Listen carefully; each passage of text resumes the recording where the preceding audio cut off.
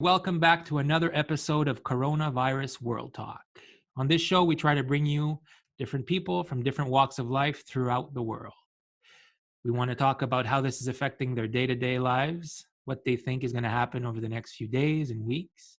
We also look for the silver lining, any positives that might come from this event. Today, we have the pleasure of welcoming David and Israel from Barcelona, Spain. Good morning, gentlemen. What time is it there in Barcelona? Good morning. It's around 6 p.m. Yes. Yeah, 6 p.m. Whoa. Yes. Okay. So good evening. Good evening. Which one of you is Israel and which one is David? Just so we know. Israel David. And David. So Hi tell me a bit more about yourself, gentlemen. What do you guys do for a living? I'm a 35-year-old telecom engineer from Barcelona. Actually, a smaller town, but nobody knows. And I'm working in a big telecom corporation, and I also teach at the university. Wow. Okay. About me, I am 35 years old too. I'm also an electronic engineer. We studied together. That's how we met. We're sharing a flat here with more people. And I'm working in a small company doing electronic stuff, managing a team. And also I teach at the university like David. Okay. And how many people live together in the flat? 4. 4 people. Yeah. Good. And tell me a bit more about how things have been unfolding in Barcelona and in Spain. When did you guys first start hearing about this virus? Around February, something like that, right? Well, hearing about it in China, it was before, I guess. Yeah, December. December was last year, right? Okay. So you kind of heard about it and you never think this is going to affect you, no? No, because I've been looking at the numbers in Spain and it's quite remarkable. I think you guys have over 100,000 cases already. Actually, I think today we second. Yeah, we passed Italy. Yeah, we overcome Italy. We are the second country now after the United States, but the first in Europe. So yeah, it's going really bad. USA is always number one, I guess. Per million inhabitants is the worst. Wow. And how's the feeling around the city? How are you guys feeling? We actually don't go out. We try really hard to maximize the time we spend here. So we are doing also online buying stuff for eating. And we are kind of very cautious with that, you know. I don't see a lot of traffic or people, but we have a big terrace so we can see the outside. Okay. I think I hope actually more than I think, people is taking it seriously. But I'm sure also we have seen news where a lot of people is getting granted, you know, and receiving fines. A lot of, I don't know how much, but there's still people who, I don't know, they're not really careful about it. Wow. Yeah. And how many times do you go out every week on a regular week?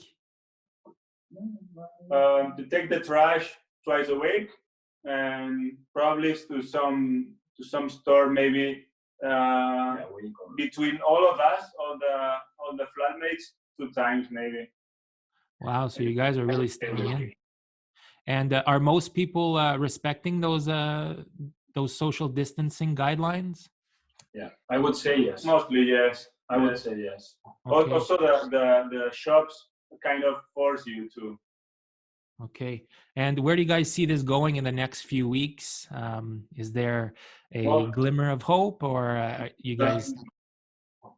The rate is now lowering. Let's say of new cases. So yeah, the slope is kind of lowering. That's well, kind of good news. It's not to say it, but a lot of people is still dying, but it's less. Yes. So we kind of see something that is happening, but anyway, I guess it's gonna take long.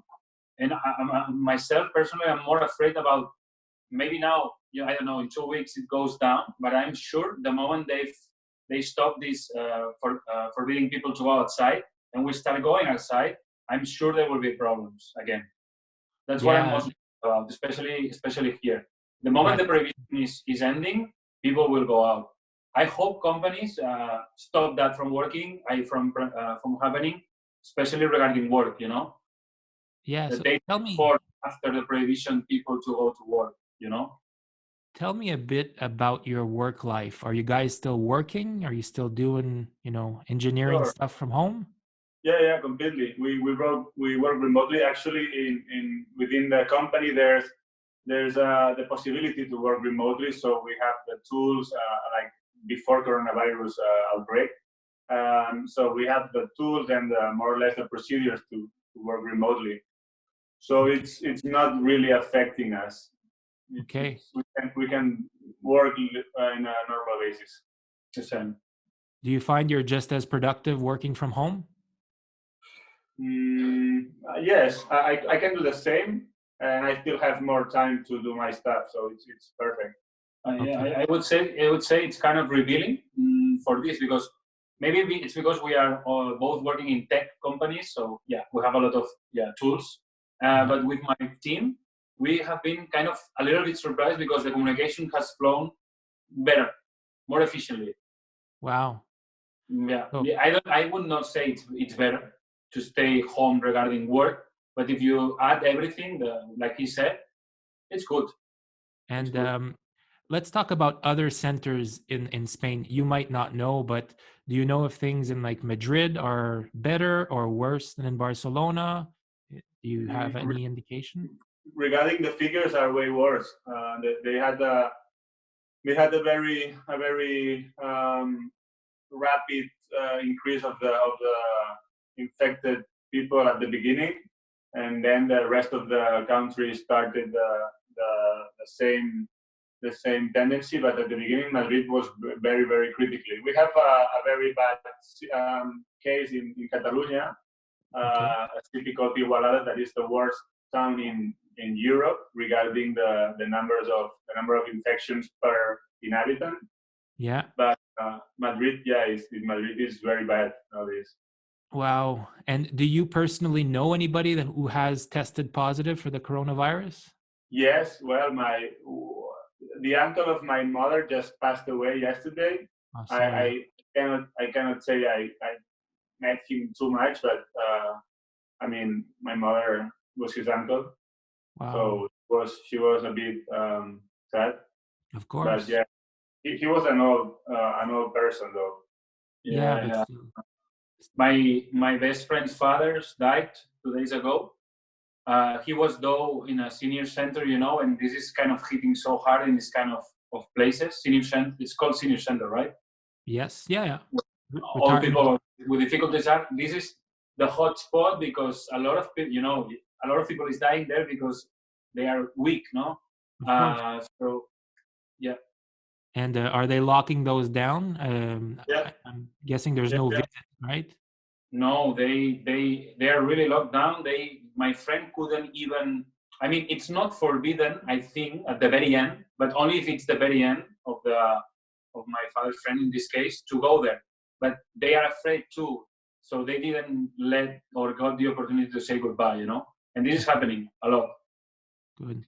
And are you guys happy with your government's response to this pandemic? Would you have liked to seen something sooner, or what's your feeling Mm, towards that? in my case, not really, because the thing is that many experts have been warning that they should have started with this quarantine and with a strict quarantine sooner than they did. Yeah. But at the local level, also was regarding Barcelona was managed good. I think at the beginning there was a lot of pressure to cancel the big events like Mobile World Forum, Mobile World Congress. Sorry, that was about to gather more than 100,000 visitors in February. So that would have been a disaster. But yeah, regarding the Spanish government, I'm super happy with the response, but I think it's the best they can do. No, Yeah.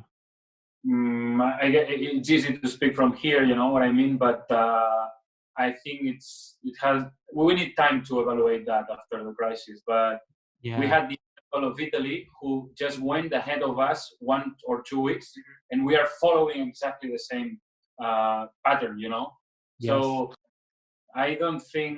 I think we could have done it better, but it's always this balance between the economic pressure, I guess, especially in the capital city and here, and how you manage that. So no, I don't think it's well managed, but compared, for example, to Asian countries, But I don't know if we can be compared to Asian countries. No, every area is different. Now, you guys just mentioned, people that have had the virus, have the virus. Unfortunately, some people have even passed away. In the next few months, next few years, do you see this world that we live in changing in any positive ways from this event? Uh, Taking into account that this is another virus coming from animals like AIDS or like other coronavirus or like bird flu or whatever, all this had happened in the past, and I don't really saw much of a change. So I don't think this will. No, I don't expect major changes out of this. Yeah, I'm a little bit pessimist too. I would like to, regarding what he said. Also regarding, in my case, what I think about is how big is the globalization we have, how weak is the balance we have that something can affect in the other part of the world and is affecting all of us.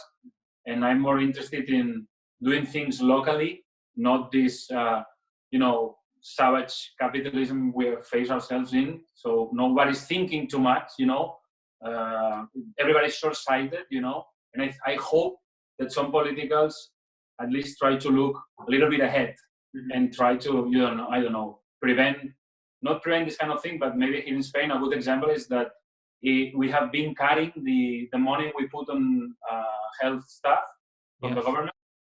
And now people, of course, it's raising hands and going to applaud on the balconies. But the good thing to do is when you vote, think about it and maybe do some other political strategies, no? I don't know. We'll see. I think if this is really ending in 1 year, nobody will care too much, sadly, I think. You think the memory is too short? Definitely. Not for everybody, but for the society, yes, I think. So you guys mentioned that you're 2 weeks behind Italy. So more or less, yeah. Or one, I don't know. Yeah, like 10 days, I think, something like that, between 1 and 2 weeks. So if you could speak to other countries that are 10 days to 14 days behind you, what would you say to those people in those countries? I think countries of like Canada.